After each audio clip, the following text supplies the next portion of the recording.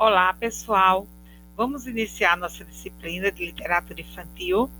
E para iniciar nossa disciplina de literatura infantil, o nosso primeiro texto vai trazer uma discussão muito importante, que é o panorama, falar sobre o panorama histórico do gênero literário, né? Então, nós vamos discutir nesse texto as características do gênero literário, as produções literárias, a prática de leitura na escola e na sociedade. Os autores do texto nos convidam a fazer esse percurso histórico, desde quando iniciou a literatura no mundo e no Brasil, não é? Até chegar aos nossos principais, hoje, autores brasileiros que tratam sobre literatura e como essa literatura é tratada hoje no chão da escola. Então, o nosso primeiro texto vai trazer justamente essa discussão. Antes de começarmos a discutir o texto, seria bom lembrar algumas coisinhas, né? É importante que cada um tenha lido o texto e, ao passar dos slides, vocês vão perceber que lá na barrinha abaixo do slide, ou do lado acima, vai estar lá aí P, que é a página, e em seguida a página da citação que eu tirei do texto, certo? Novamente, a gente volta a dizer: a leitura e assistir o vídeo do slide não substitui a leitura do texto. É importante que todos leiam o texto, tá certo? Então, vamos começar. Então, o objetivo, esse texto é um artigo científico, não é? Nos moldes que vocês vão trabalhar muito daqui para frente, nas próximas disciplinas, até chegar a construir o TCC de vocês. É um artigo científico, e esse artigo científico, ele vai tratar, não é, da literatura infanto-juvenil, e ele tem um objetivo. Qual seria o objetivo? Tratar da literatura infanto-juvenil na contemporaneidade, demonstrando os desafios enfrentados pelos docentes na aplicabilidade do gosto pela leitura, na prática escolar e na vida das crianças e adolescentes nos dias atuais. Então, esse artigo vai discutir este é o objetivo. Esta é a discussão que nós vamos fazer ao longo de todo esse primeiro dia de aula. Então, o estudo traz à tona o seguinte desafio, né? Não é um desafio, são muitos desafios. Vamos elencar alguns desafios?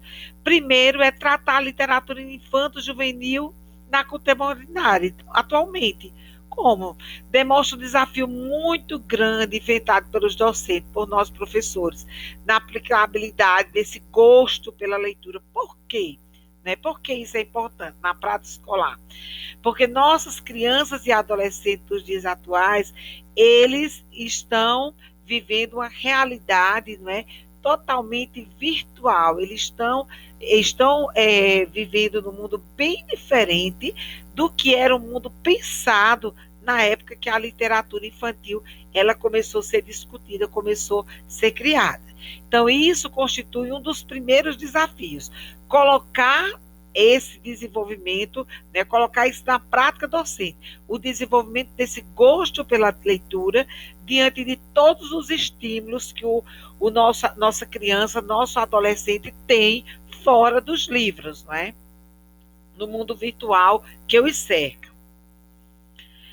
Então, é como eu falei, o desafio, né? O primeiro desafio é esse mundo tecnológico, ele tem tirado o foco dos livros. No entanto, sabendo da relevância da leitura para esse público infanto-juvenil, é imprescindível realizar estudos que incentivam a solucionar esses problemas. Então, mesmo sabendo, né, que a tecnologia é uma concorrente grande, né, da literatura infantil, é um desafio para o docente, para nós docentes, né, lidarmos com essa questão, né, de incentivar esse gosto pela leitura, levar o aluno a querer ler, mesmo ele tendo acesso a esse mundo virtual. E lá na frente a gente vai poder discutir, vai entrar nas nossas discussões, por que não trazer a literatura para o aluno através destas ferramentas virtuais, né? Então, é uma solução que nós vamos discutir lá na frente também. Outro desafio, né, é contribuir de maneira criativa para despertar as crianças. Desculpa, foi rápido demais. contribuir de maneira criativa para despertar crianças e adolescentes para que busquem a leitura por si só, não por obrigação, mas por prazer e interesse próprio. Então, apresentar esse mundo da literatura para a criança, não é?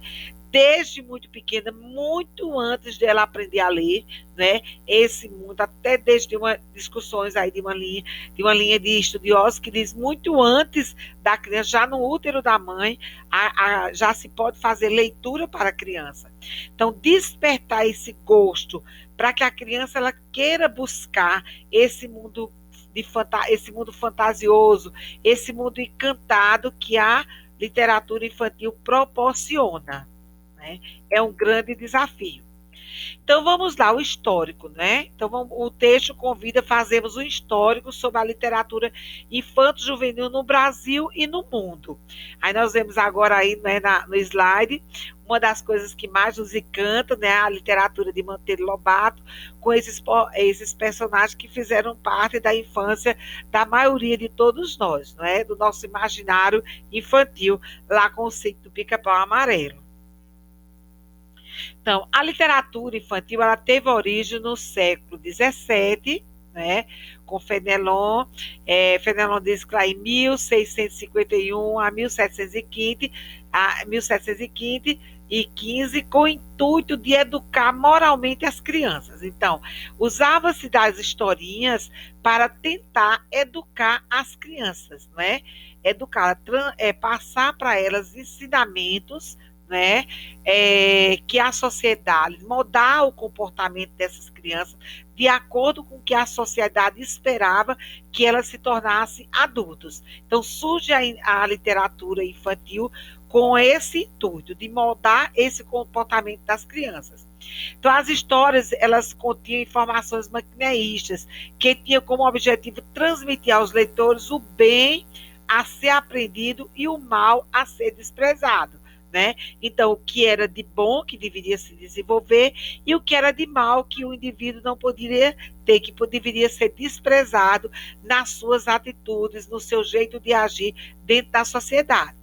Então, as histórias, elas tinham objetivos sociais e eram escritas com um simples fundamento de ensinar as crianças através dos contos e relatos que faziam com que as crianças se encontrassem naquela história e se sentissem motivadas a ser como aqueles personagens que funcionavam como modelo de vida para aqueles leitores. Então, quem escrevia para as crianças, escreviam pensando em passar, né, comportamentos que eram desejados que as crianças desenvolvessem, não é, para que se tornassem adultos, futuros adultos, futuros cidadãos das sociedades com determinados comportamentos que eram bem aceitos no meio social.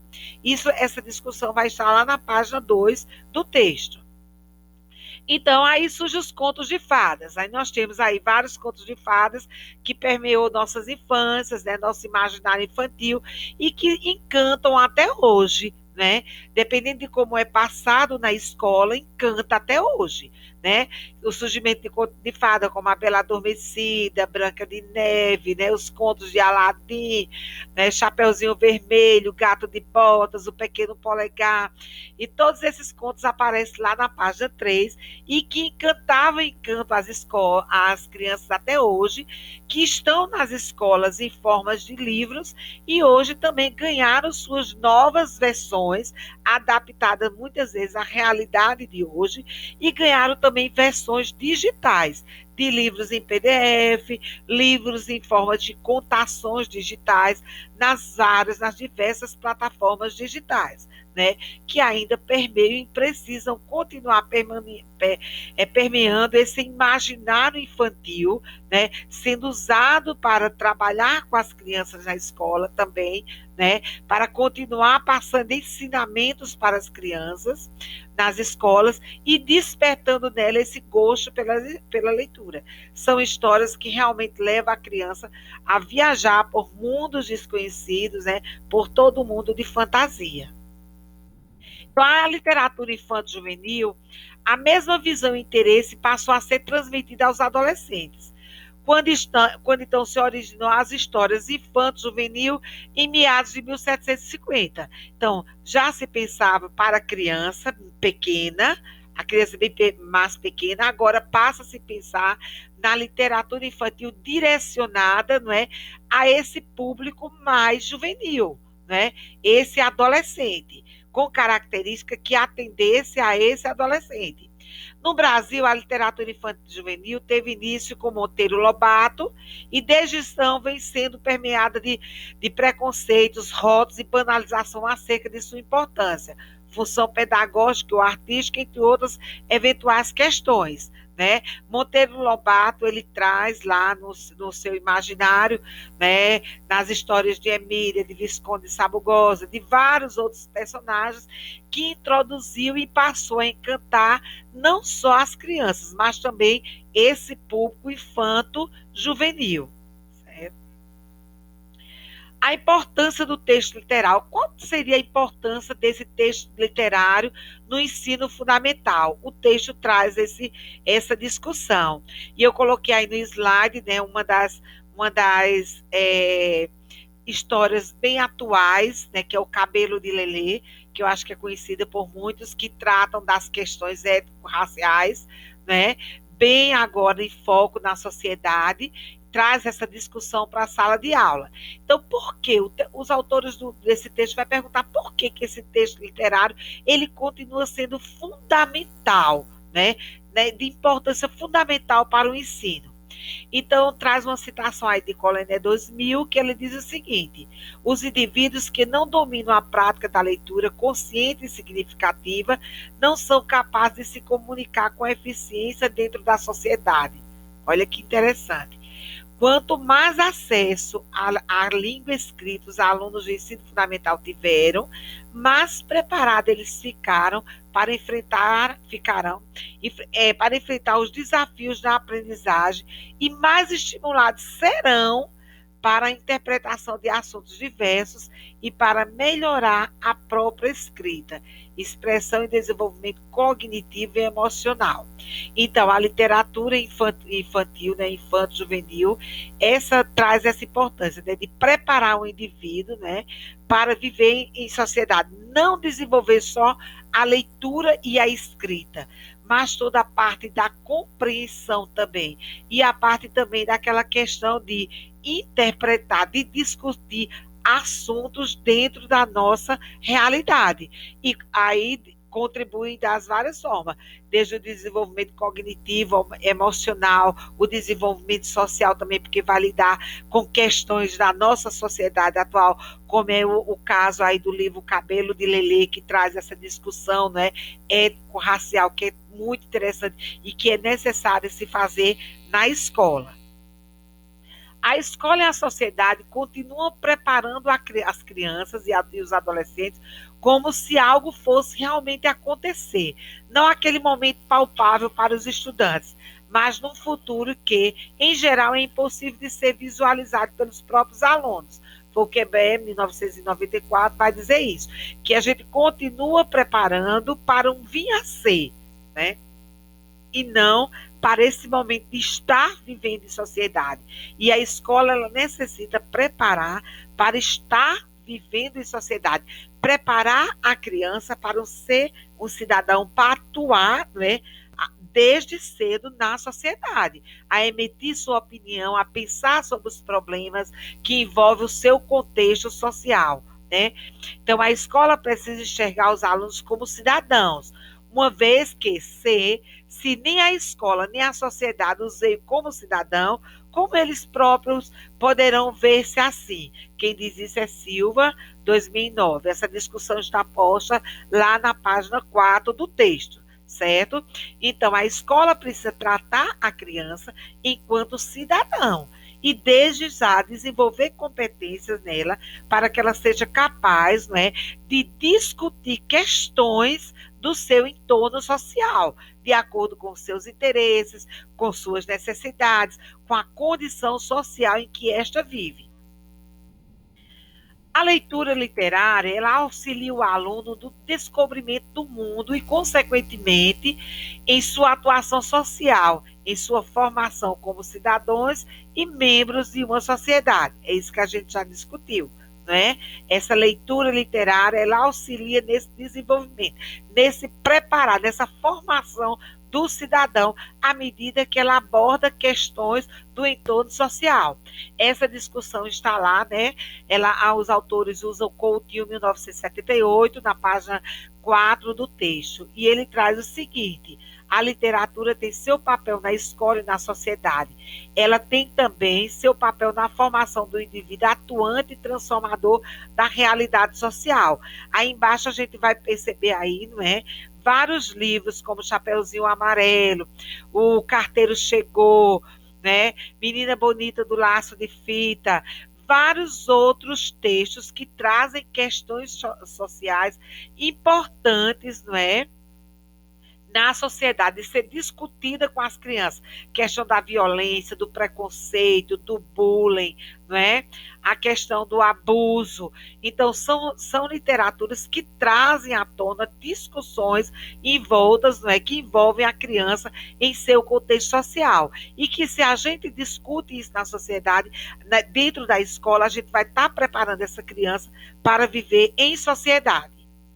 É dever da escola promover o encontro do aluno com os diversos portadores de texto e primar pelo bom relacionamento entre eles, para que atividades de leitura e escrita sejam bem recebidas dentro da sala de aula e apresente frutos fora do ambiente da instituição escolar. Quem disse isso foi Silva. Essa citação está lá na página 5 do texto. Então, a escola ela tem essa função de apresentar os diversos portadores de texto para a criança. Dentre esses portadores de texto, o livro infantil, a literatura infantil, né, para a criança. Para que isso, utilizando esses vários portadores de texto, né, a criança possa levar isso para fora da sala de aula, para o seu ambiente social, fora da instituição. É um trabalho que começa dentro da instituição, mas ele reflete no lar, reflete no meio ambiente, no social em que a criança frequenta. Formando leitores e criando hábito pela leitura. Essa discussão vai estar lá também na página 6 do texto, né? E que traz uma citação de Kaufmann e Rodrigues, de 1995, que diz o seguinte: os professores devem propiciar um encontro adequado entre as crianças e os textos. Se alguns alunos chegassem a ser escritores, graças à intervenção escolar, a missão do professor estaria cumprida com lucro.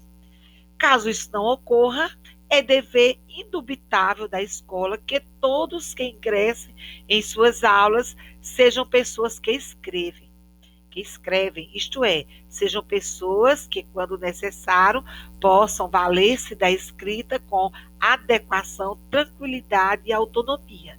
Então, mesmo que não seja missão da escola e missão do professor criar futuros, né, escritores, produtores de literatura infantil, mas desenvolvendo o gosto pela leitura, né? Desenvolvendo as competências de escrita, quando a criança precisar recorrer, ela vai sim usar com tranquilidade, com a autonomia desta ferramenta para se comunicar no seu entorno social. Então, é função da escola, sim, criar hábitos de leitura, formar leitores, criar hábitos de leitura. E com esses hábitos de leitura, melhorar também a escrita, desenvolver a escrita desses alunos. Silva 2009, lá na página 5, vai nos dizer o seguinte: muitas vezes a interpretação em relação à formação de leitores parte do pressuposto que o desejo é de formar profissionais da escrita, como escritores, poetas, revisores, etc. No entanto, não é esse o papel que se almeja através da escola, mas sim garantir os direitos de seus alunos de saírem do âmbito escolar com as competências leitora e escritora. É lendo que nos tornamos leitores e não aprendendo primeiro para depois ler. Então, não é necessário, não é preciso primeiro aprender a ler para ser um leitor, né? É como eu disse no início do slide, é lendo que nós vamos nos formando. Então, nós vamos formando os leitores, apresentando a eles esse universo da literatura infantil desde muito pequeno, desde lá da educação infantil, desde lá do berçário, né? Ao maternal, a educação infantil, que é na pré-escola, a primeira fase do ensino fundamental. De acordo com a sua idade, a gente vai apresentar esse universo à criança e tentar formar essa competência leitora e escritora na criança, né? Então, a partir do momento que ele vai lendo, sendo apresentado à leitura, ele vai se tornando leitor, ele vai se tornando um escritor. Frank Smith, 1999, eles trazem também, lá na página 6, eles dizem o seguinte: a leitura não pode ser ensinada, mas, apesar disso, os professores e outros adultos têm um papel decisivo a desempenhar, e é deles a grande responsabilidade de tornar possível a aprendizagem da leitura. Então, vejam que é de responsabilidade do professor, não é? Do educador na escola, do adulto, não é? Passar pela criança, apresentar a criança, desenvolver na criança, né, essa aprendizagem da leitura. Existe apenas um caminho, Silva vai dizer, né, para que as crianças e adolescentes conquistem o hábito da leitura. Só existe um caminho. E Silva 2009 vai dizer que esse caminho é colocá-los diante dos livros, da informação, das histórias. Logo, o papel do professor é essencial na formação de um leitor e escritor competente, sendo ele um modelo, mediador, facilitador, leitor, escritor mais experiente, né? Silva vai dizer. Então, é papel nosso enquanto educador, em nossas aulas dentro da instituição escolar, apresentar à criança esse universo, colocá-los diante desse universo dos livros, mesmo sabendo que fora da escola eles estão envoltos em um universo digital que muitas vezes tiram eles dessa estímulo para ser apresentado a esse universo da literatura infantil. Dificuldades em trabalhar literaturas nas aulas de português no Brasil. Na página 6 vai ter essa discussão, vai trazer essa discussão. Literatura infanto-juvenil vem passando por dificuldades dentro do contexto pedagógico e mercadológico, pois o avanço da tecnologia, a visão do público infanto-juvenil tem se voltado à internet e suas vertentes, deixando de lado os livros, as histórias e até mesmo os personagens que por muito tempo fizeram parte do desenvolvimento das crianças e adolescentes no Brasil e no mundo. Então, é como eu já tinha falado, né? Todo esse universo, né, da internet, da tecnologia, dos jogos virtuais, não é? Afastou a criança desse universo dos personagens. E também a gente vai discutir nas próximas aulas, e o texto traz essa discussão lá na frente, que também a literatura infantil, não é, para infanto-juvenil, para continuar vendendo, ela também, não é, se adaptou a esse novo mercado, né? Essa nova visão de mercado, né? E teve que se transformar também para continuar atendendo, não é? Tentando atender esses novos interesses desse universo infanto-juvenil. Então, a literatura infanto-juvenil é considerada uma literatura de massa, de menor qualidade, produzida em grande escala e pouco elaborada, pois o que o mercado deseja nesse âmbito é a venda e o consumo, a quantidade, não a qualidade. Quem diz isso é Sodré, 1985. Ele faz essa crítica dessa literatura criada em grande escala, em massa, para atender o mercado, para vender, né? Não a essa literatura que vinha das tradições orais, passadas de uma geração a outra, que foram passadas pelos antepassados, mas sim essa literatura que foi adaptada a esses novos interesses e que ela é produzida em massa para atender esse mercado que está mais preocupado com a quantidade de que vende do que com a qualidade do que é passado, do que é discutido. O que acontece é que a literatura infanto-juvenil ela perdeu o interesse social, onde a moral da história auxilia no desenvolvimento da personalidade daquele leitor, interpretando entre o bem e o mal, o certo e o errado. Então, se no início a literatura infantil ela tinha esse infantil, ela tinha esse objetivo, né, de preparar esse indivíduo para viver na sociedade, passar para eles conceito do que é certo, do que é errado, ela perde esse objetivo e ela ganha um novo contexto mercadológico e passa a discutir questões atuais da sociedade, passa a se vender questões, né, a se discutir questões do contexto atual local, que nem sempre está ligado a essas questões que de início eram pensadas pela literatura infantil.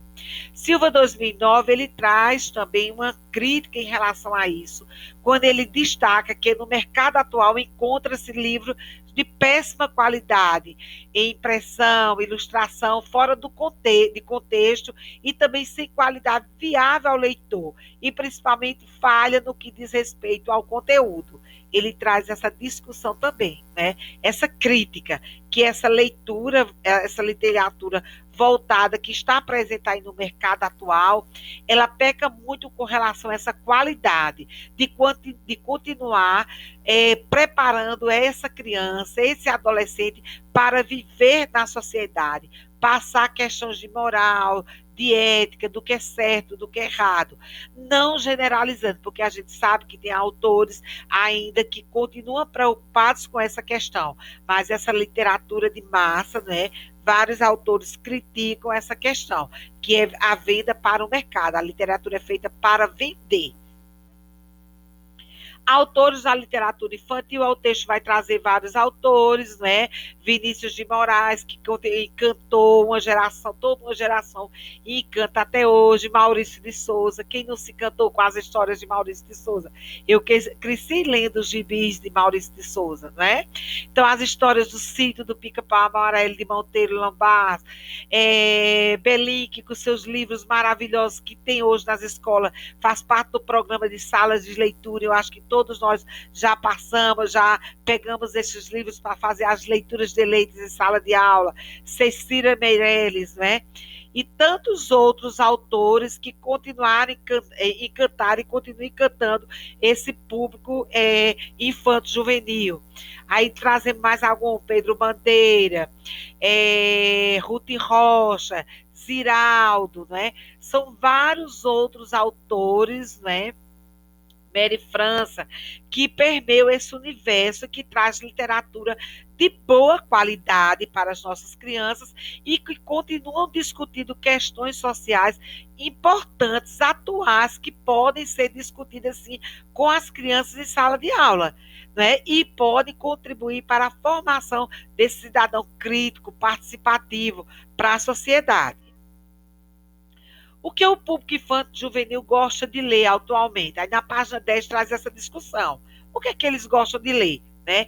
Livros com história mais voltada para lendas, romances, dramas e até mesmo terror. Né? As crianças de hoje e o público infanto-juvenil gostam muito disso. Não é à toa que as séries como Nina Reiva, a Super Espiã, Querido Diário, né?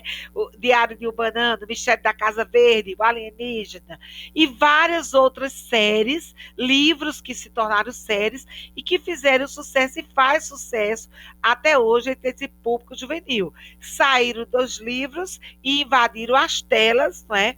Se transformando em filmes e que conquistaram, né? Se tornaram verdadeiros best-sellers entre o público infanto-juvenil. Então, a maioria desses livros, eles retratam as histórias de adolescentes vivenciais que fazem com que os leitores se identifiquem com os personagens e aprendam com eles. Né? Os autores trazem essa discussão aí na página 10. Incentivos à leitura no Brasil. São práticas de iniciativa. No Brasil, a gente tem dois tipos de práticas de incentivo: as práticas públicas e as privadas. Elas deixam muito a desejar as práticas públicas, que seriam o quê? Os livros que os MECs enviam para alimentar as escolas públicas, quer sejam salas de leituras ou bibliotecas públicas. Esses livros, eles têm uma política, não é? Que faz parte que teve até para os professores escolherem, para desenvolver o gosto pela leitura. O Ministério da Educação, ele tem pecado porque cada vez mais esses livros têm chegado em menor quantidade às escolas. Isso é uma discussão feita, uma crítica feita por quem trabalha nas escolas, porque os acervos vêm cada vez menos ter chegado às escolas. E as iniciativas privadas, a exemplo do próprio Bradesco, Banco do Brasil, o Itaú, não é, que são o Instituto Ayrton Senna, tem várias outras, a Fundação Lema, várias outras instituições privadas que trazem, não é, para programas de incentivo à leitura para as escolas, o contexto escolar. Literatura infanto-juvenil na contemporaneidade. Então, o que é preciso discutir? Então, lá no texto, eles indicam alguns pontos. Então, apesar do Brasil possuir uma gama significativa de bons autores, acredita-se que o que realmente falta na literatura brasileira é um pouco mais de investimento em publicidade. Concordo plenamente com isso, né? Nossos jovens, eles estão mais atentos aos jogos digitais, às mídias digitais, às redes sociais, do que ao que permeia o universo da literatura infanto-juvenil. Outro ponto, leitores adolescentes voltados para uma visão mais tecnológica, como já foi falado aqui, né? Professores sem hábitos de leitura para desenvolver o gosto pela leitura. É preciso gostar de ler, né? Se os professores eles não gostam de ler, eles não têm esse hábito de leitura, não é? Eles estão lá envoltos numa carga horária de trabalho gigantesca, que não permite que eles sejam ávidos leitores. Como é que eles vão desenvolver o gosto pela leitura? Então, para desenvolver o gosto pela leitura, é preciso gostar de ler, né? Uma discussão importante é trazida na página 12 do texto, né? Quando eu disse, por falta de preparo dos professores e mais ainda por negligência da gestão destas ações, acabaram transformando o que deveria ser uma prática literária, intuitiva, pessoal, prazerosa, livre, emocional, um contato espontâneo com o discurso poético e com a ficção em uma atividade didática compulsória, impessoal e utilitária. É a Azevedo 2000 que diz isso. Então, a leitura, esse contato para a leitura, né? As nossas ações da escola, e ele vem fazer essa crítica, que as nossas ações da escola, né? A forma como se trata a prática literária da escola, né? Deixou de desenvolver esse lado pessoal, prazeroso, né? Pela literatura, e tornou-se uma coisa obrigatória para fazer uma atividade, para fazer um exercício, não é? Então é preciso se criar momentos na escola e que a literatura ela não seja usada apenas como uma cobrança para uma prática pedagógica em si. E muitas vezes é isso que acontece na escola. A leitura precisa ser prazerosa, algo que os alunos gostem, né? E isso vai discutir muito ao longo de todo esse texto, né? Como desenvolver o gosto pela leitura, apresentando a literatura à criança como algo prazeroso, como algo que ele goste de ouvir. Então, desde a começar a contação de história lá no berçário, no maternal, né? A entrar no ensino fundamental, através das contações de história, a partir do momento também que o professor lê para ele, que eles também passem a ser leitores para outras crianças, eles fiquem tão engajados nesse universo que de leitores, não é? De escutadores de história, eles passam a ser leitores, reprodutores, criadores, inventores de suas próprias histórias. No final do século XIX, a escola impulsiona as produções literárias infantis, garantindo a circulação dessas obras e divulgando os projetos educacionais do governo e ideologias dominantes. Quem vai dizer isso foi Cury em 2012, né? Infelizmente, no Brasil, vivemos uma crise literária, onde somente é buscado o recurso de ler quando é possível o leitor ter a necessidade da leitura. Então, quando precisa-se de ler, não é? Aí se busca desenvolver essa característica pela leitura. E a gente vê que nós, professores, nós educadores, não é, apresentamos essa dificuldade, né, da leitura. A realidade da nossa literatura somente mudará quando os alunos encontrarem na escola o caminho para gostar de ler e nas prateleiras os livros que eles gostem de ler. Olha que coisa linda. Quando eles encontrarem o caminho para gostar de ler e nas prateleiras o que eles gostam de ler. E quem precisa fazer essa mediação somos nós, educadores, que estamos lá na ponta. Nós somos os responsáveis para mediar esse encontro da criança, do jovem com a literatura. Literatura infantil. Então, como encerrar esse texto? E eu escolhi, não é, essa citação de Borges, esse pensamento de Borges aí, para a gente encerrar esse nosso primeiro texto, quando ele diz o seguinte: os contos de fada e os diversos gêneros da literatura infantil servem de intermediário à constituição das crianças enquanto sujeitos e auxiliam o desenvolvimento da personalidade infantil. Para Borges, 1994, página 125, é inegável a importância da literatura quando se pensa na formação completa do ser humano, num processo que busca o equilíbrio entre o desenvolvimento da inteligência e da afetividade, entre a razão e a emoção, entre o utilitário e o estético. Fantástico, né, gente? Bem, é isso que esse primeiro texto vai tentar passar para vocês, discutir com vocês. Esse processo histórico, né, de como chegou a literatura, como ela passou, começou a ser pensada no mundo e no Brasil e como ela é vista hoje, atualmente, na escola e na sociedade. Então, nos próximos textos, nós continuaremos essa discussão. Como criar estratégias para desenvolver na criança esse universo da literatura infantil.